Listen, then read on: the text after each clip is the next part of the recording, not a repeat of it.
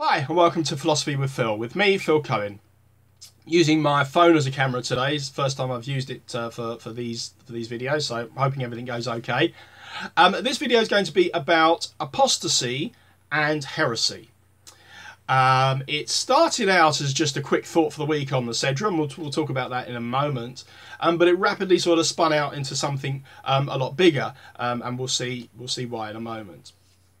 It does follow on one or two of the other videos that I've done on Jewish custom and culture, and there's also the one on thought and thought crime. What is a Torah violation of thought in other videos, which you're welcome to look up and watch as well, if you've not done so already. A tremendous influence on me for this particular video, but for one or two others as well, has been one of my Rabbonim at Yeshiva, Rabbi Nathan Cardozo. Rabbi Cardozo still writes for the Times of Israel. I think he's got a blog there. He's got videos, I'm pretty sure, on YouTube. I'm pretty sure he's got a website as well. This is one of his books that has been, which will sort of good background reading for this topic if you want to find out a little bit more. Crisis, Covenant, and Creativity.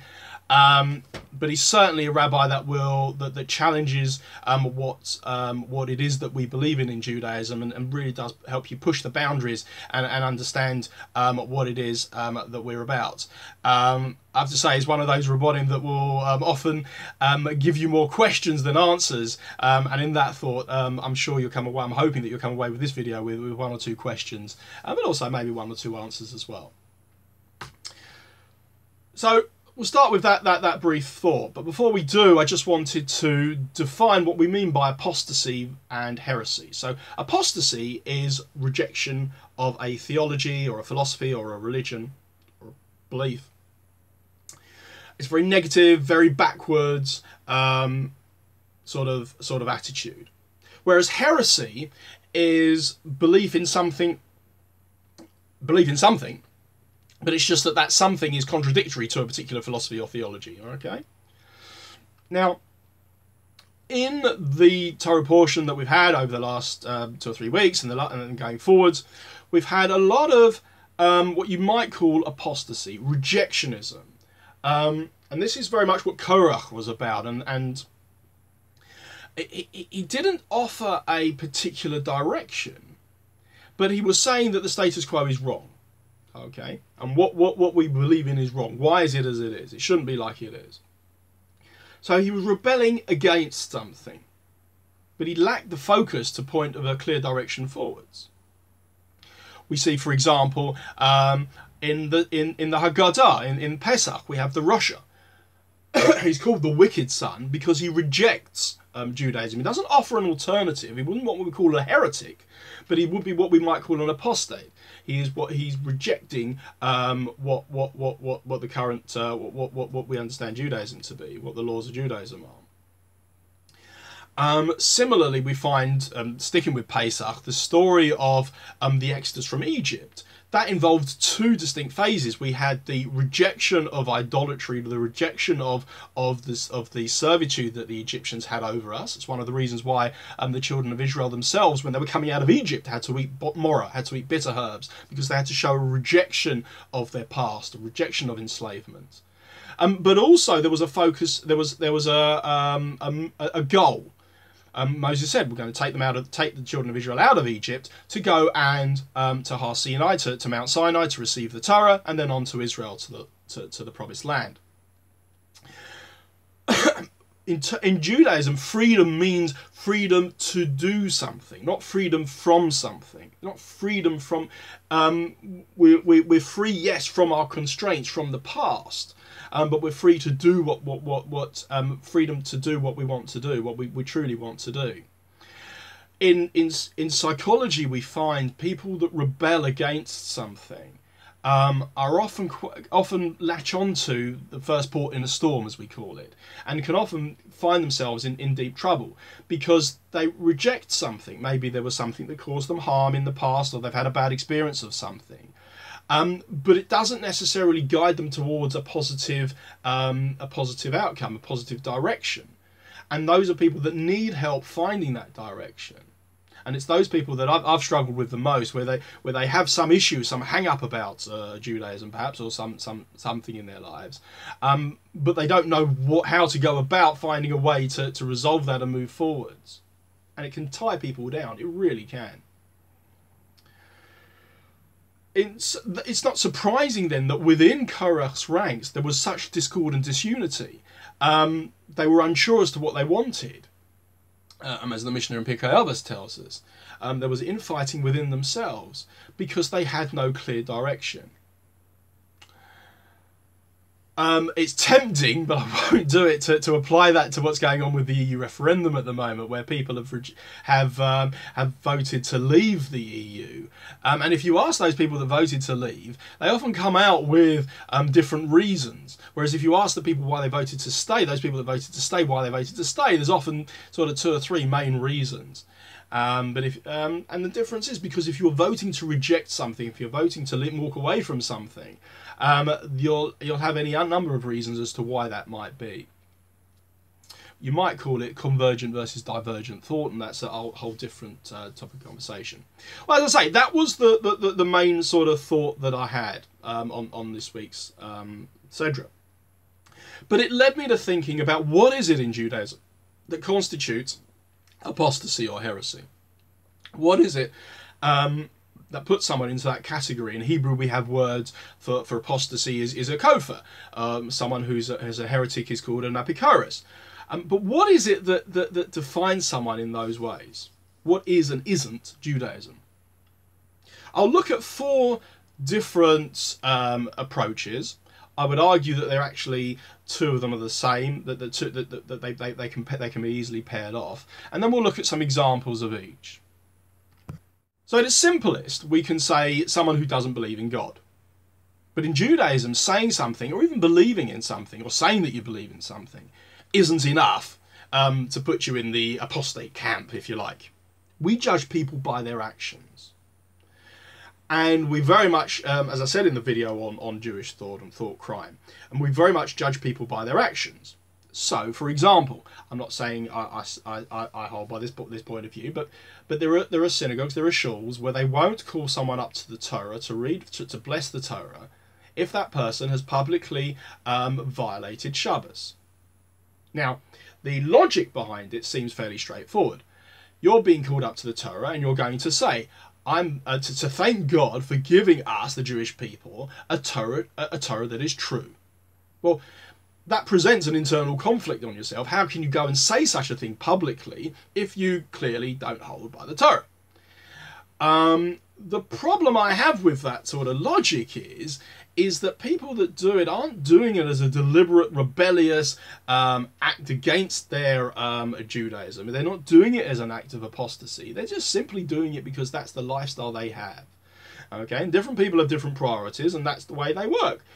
I'm sure very few of us keep Judaism 100% as it ought to be kept, and we're always learning new ways that we can do things differently. So it's just because somebody's not quite there yet doesn't put them down in the category of someone who is a deliberate apostate, if you like. In fact, Rabbi Akiva Eiger and various other halakhic authorities have said we have very few of these deliberate apostate type people at the moment, simply because we just don't appreciate, we don't have the experience of religion that our forefathers have had in previous generations. Where the only exception I'd take to that is for those strands of what you might call Judaism, what they like to call themselves as Judaism, that do reject the divine origin of the Torah, and as a result choose to interpret Judaism in a very sort of subjective kind of way.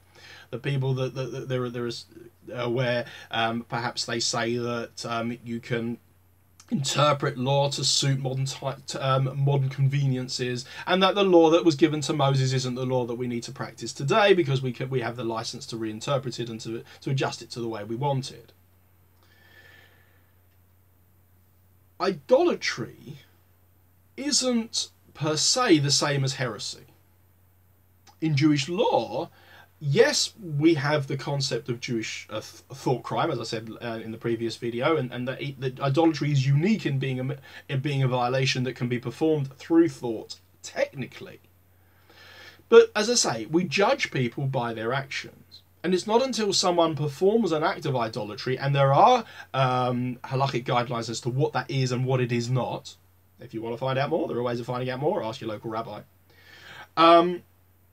But the way someone is treated who performs an act of idolatry, in many ways, is treated in exactly the same due process that someone who would be violated Shabbos, or committed adultery, or was found guilty of theft. The due court process follows the same line of logic.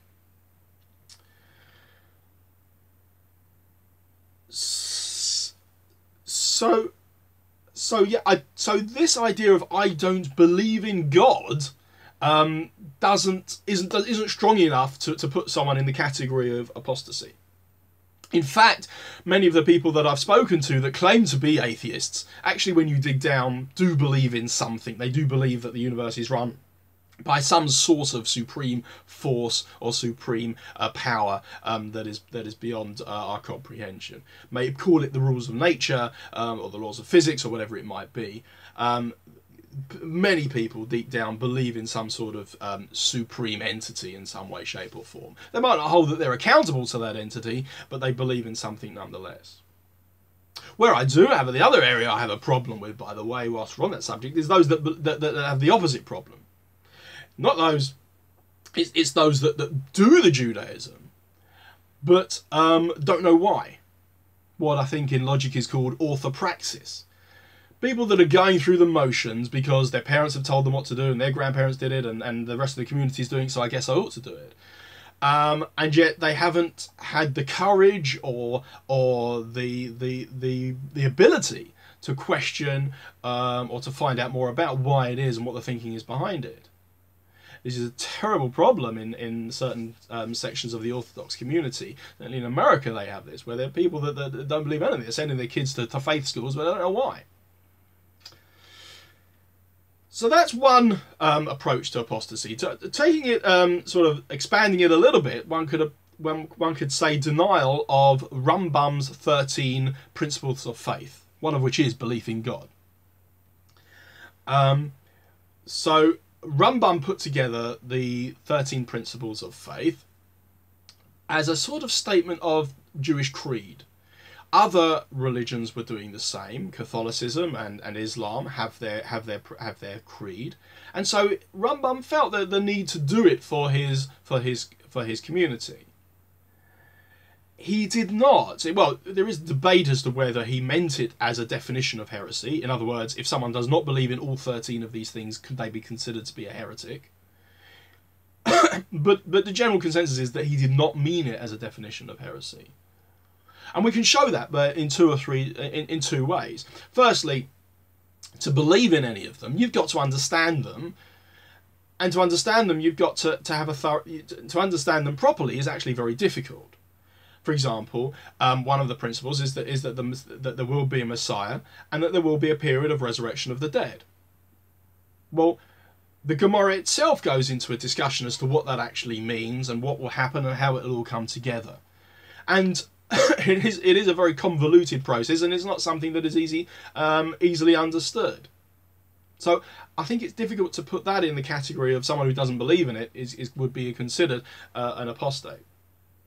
Secondly, purely from a historical perspective, there were those senior rabbis at the time that did reject the 13 principles of faith, and there were a group of them that we now call the Rishonim, the first early commentators on the Torah, that did throw them out.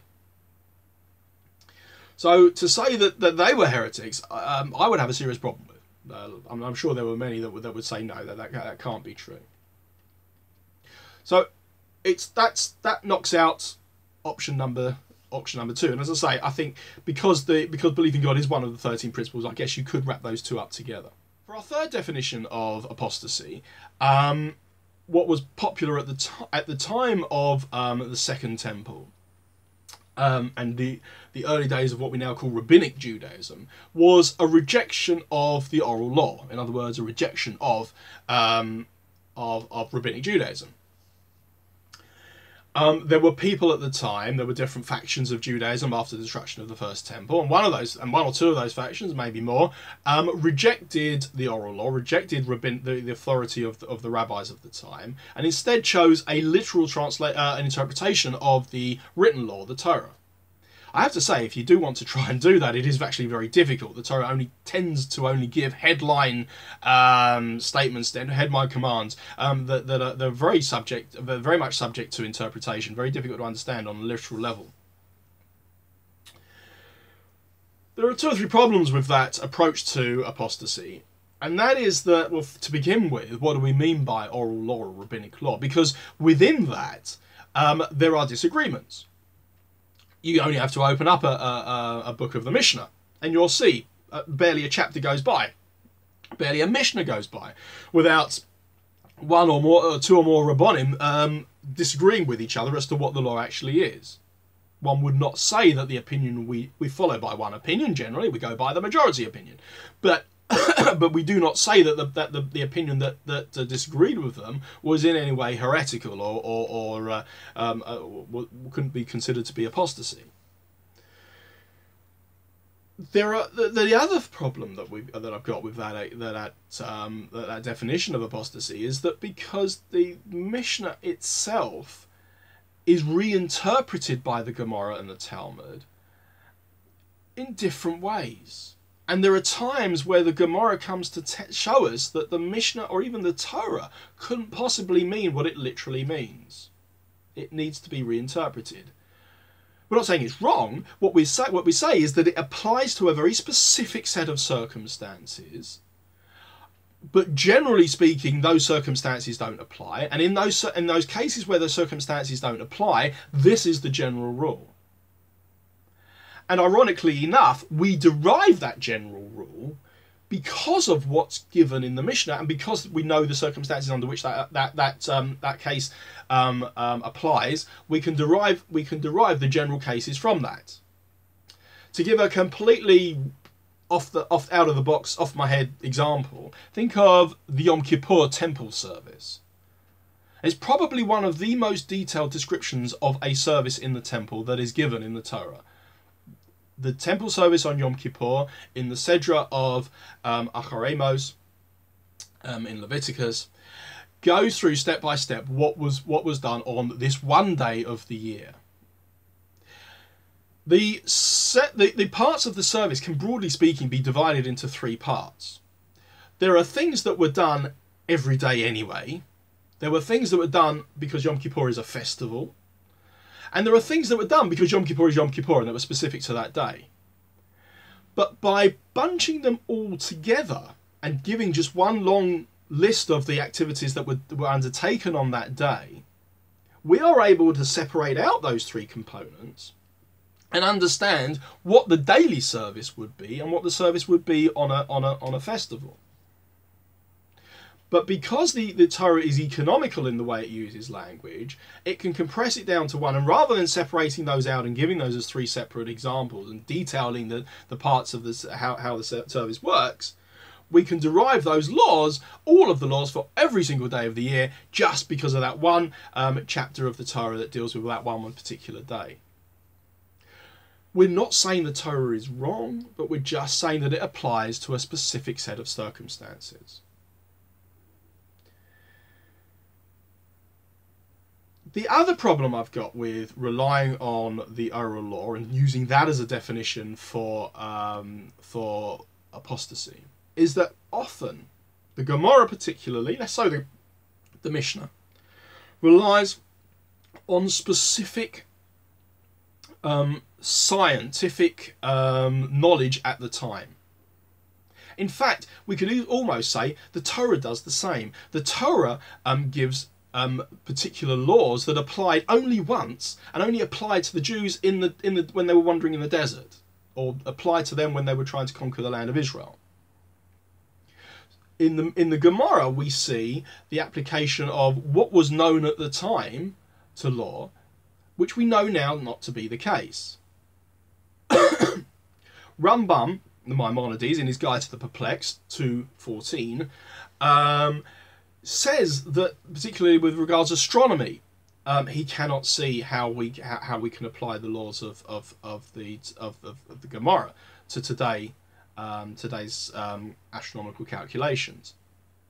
Funnily enough, in some ways, he's actually been shown to be wrong, and we've actually come a bit full circle. And modern research from NASA has been able to show that some of the derivations from the Gemara actually do hold true in certain circumstances. But anyway, that's another subject.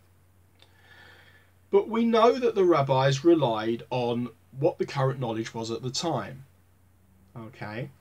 And there are laws that have been rendered obsolete as a result of that. Or not rendered obsolete, but have been changed or had to change because of that. The process we go through to change those laws, okay, is up for discussion. But nonetheless, we have the principle, we have the precedent that these aren't that they are subject to interpretation, let's just say, under specific circumstances. I'm careful how I say that. But nonetheless, you may disagree with how the oral law is interpreted or how it's derived. But I think it fair to say that one who disregards it completely and says it does not exist or it should not be taken into account and should not be the basis for one's Judaism, that I think it is fair to say. Moving on. The fourth, and I guess the final category that can be brought into this discussion of apostasy is the authority of the based in, of the court of law. They have the court of law has, in Judaism, has three main jurisdictions. One is the application of practical law. So in civil law, for example, people can choose to go to a based in, but will from the outset sign a disclaimer that says that they will be held subject. They both agree to be held subject to the ruling of the based in at the time that they go to. The based in will issue halachic rulings on things like kashrus, for example, would identify new products that come out, declaring whether or not they are kosher. They issue guidance on the timings and the calendar and the structure of the calendar, when a leap year is, when Rosh Chodesh is, when the new month is. And they may, from time to time, issue new prayers or new changes to the structure of prayer. That's the application of practical law. Someone who violates that, are they an apostate? I think you'd struggle to hold that. Again, we tend to focus on, I think the phrase is, we focus on the sinner, on the sin, not the sinner. So if somebody holds a particular food to be kosher when in fact the based in has said it's not kosher, they've made a mistake. Okay, we focus on the mistake. We don't hold the person to account and say that they are an apostate as a result of holding that point of view. The second jurisdiction is in terms of thoughts. Now, it's very difficult to... This is a bit more fuzzy. But there have been times where well-meaning rabbis have issued written a book or put out a Dvar Torah that the Beis Din has felt is contradictory to Jewish thought, a Jewish mainstream halachic thought or tradition. And they may come down and issue a ruling on that. Thirdly, and I guess this kind of dovetails into that, is the interpretation of the Torah. And if someone misinterprets the Torah, they can come in and put a correction on that. So those are the three areas: application of practical law, Jewish thought, and interpretation of Torah.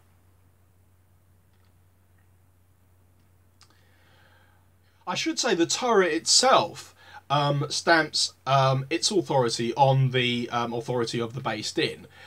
In Deuteronomy chapter 17, verses 11 onwards, it talks about the case of a Zaken Mamre, but that can be applied outwards. This is somebody who's a senior person in the community that puts out an opinion or acts in contradiction to the ruling of the Beis Din.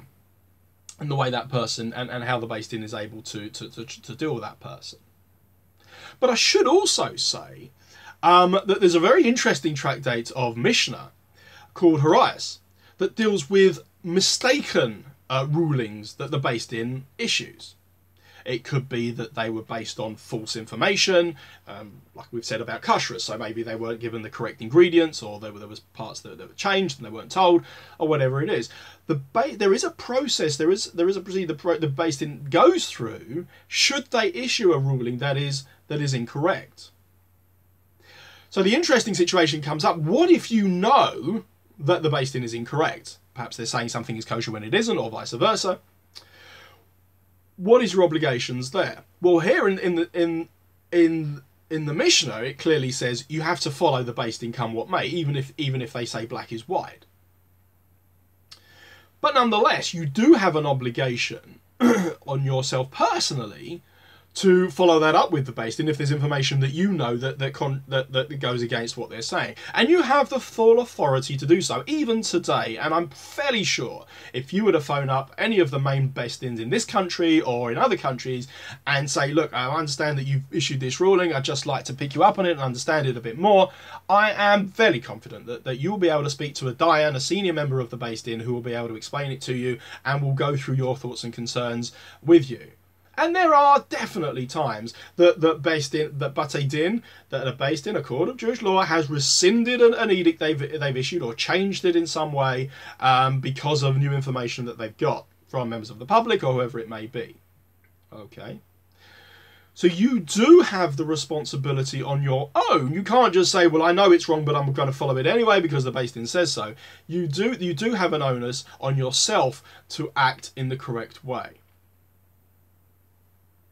I've spoken previously, by the way, about duress and about acting in duress, and the responsibility is still on you yourself to you are held responsible for your own actions. I wanted to end with a couple of examples of Rabbonim that were put in just that situation. I'll start with two of certainly my favourite Tanaim, rabbis from the Mishnah, who I'm fairly sure you will struggle to get through a book of the Mishnah without coming across their names. Rabbi Yehoshua and Rabbi Eliezer. Both of them were put in very difficult situations where they found their opinion differed from their peers, from their colleagues and their superiors. And they were forced to backtrack and to step down as a result, because they were in the minority. They could unequivocally prove that they were right, but nonetheless they had to be sort of reined in a bit.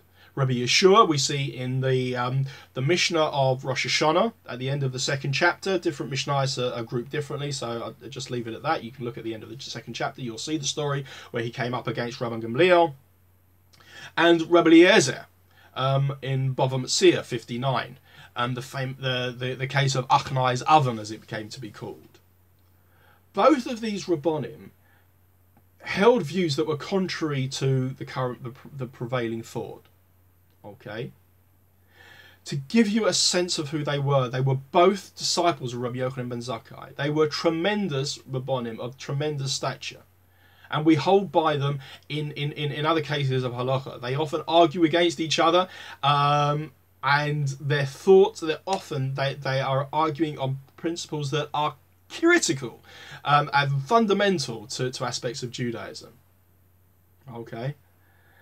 And yet there are times in which they came up against the authorities, and as I say, in the case of Rosh Hashanah, in the case of Achnai's oven, they both had to step down. They had to take a step down.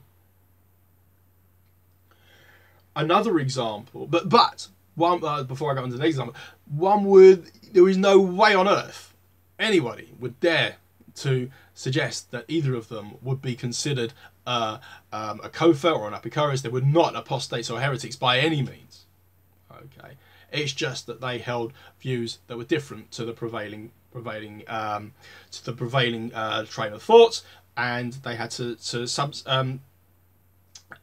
sublimate, if you like, or they had to subjugate their views to their authority. Then there's the interesting case of Rabbi Elisha ben Avuha. His story is laid out in the Talmud in Gemara Chagiga, page 14. He and 3 others engaged in a meditative experience that left the 4 of them differently. They came out of it differently.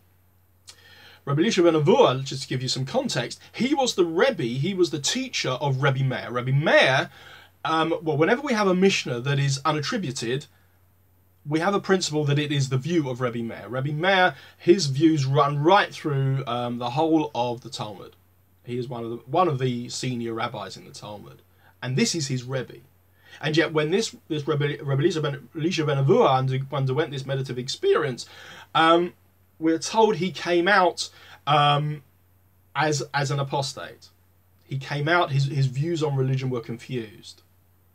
And different explanations as to why that might be. He envisaged some sort of experience of God and God's relationship with the angels, and that kind of relationship got a bit muddled up for him, and he started to believe that we could worship the angels and not God himself, and so on. Anyway, but suffice it to say, he was treated as a heretic because of the way he went off in the wrong direction. And there's a beautiful passage about Rebbe Meir, who learnt from him, saying that Rebbe Meir was on such a level that he was able to sort of sort out the wheat from the wheat from the chaff, so to speak. He could sort out from what Rebbe Elisha ben Avuha, who later became called Acher, the other. Rebbe Meir was able to sort out what was true and what was heretical. Finally, we have the case of Spinoza. He started his life out as Baruch Spinoza. He was a nice Jewish man, but he later converted outwards and became Benedict Spinoza. Benedict being the Latin for Baruch, for blessing. He was a 17th century philosopher, and he was an outcast by the Amsterdam community, the Portuguese community in Amsterdam. He was rejected by them, and it's very difficult, to be honest. Historians differ as to why that was. My view, as I can tell, was that he held a view, or he implied a view, certainly, that God created the world in 7 days, which is absolutely what Judaism believes, but that God set it in such a way that it was in autopilot and let it run on from there. God took a step back, so to speak, and metaphorically put his feet up. Judaism does not believe that the case, although it is often cited as a deist point of view. Judaism believes that God continuously is recreating and running the world, and is the power behind every single molecule, every single aspect of creation, every single aspect of space matter, time, and energy that exists. And God is every aspect of matter, time, and energy that exists. I'll end by saying that many great, as well as those as Reb Spinoza and others, there are many great Jewish historical figures that have challenged God. Okay, and this is one only has to look in the Torah to see Abraham questioning God's God's directive that he was going to destroy Sodom and Gomorrah. We see Jacob wrestling with an angel, wrestling with his nemesis, wrestling with who he was out to be and to be against. Moses, goodness me, how many times does Moses argue with God? At the burning bush, we're told he spent 7 days arguing with God as to whether or not he should lead the children of Israel out of Egypt. Constantly throughout the Torah, God is questioning the plan to take the children out of Israel and to take them to Israel, to take them out of Egypt and take them to Israel. Many of us have our personal fights, our contradictions, our challenges with Judaism. And as I say, Rabbi Cardozo, in the conversations I've had with him and with the writings you'll see, he totally gets that. And he says that Judaism is there to challenge us. And if we didn't challenge, if we weren't holding those things, if we didn't have that dissonance, then we'd just run in autopilot. We'd just be treading water and our Judaism would be meaningless. But it's those challenge points. It's those points at which we just can't get our heads any further. That's where Judaism starts. And that's what I would urge all of you, hopefully those watching, to please come away with. I don't think, in fairness, I've come away with a reasonable definition of what a heretic or an apostate is in Judaism.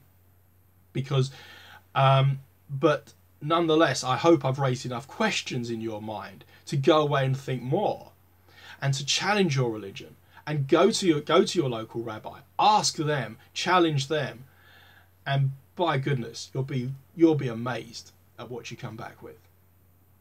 Thank you very much for watching. Shabbat Shalom. Have a great week.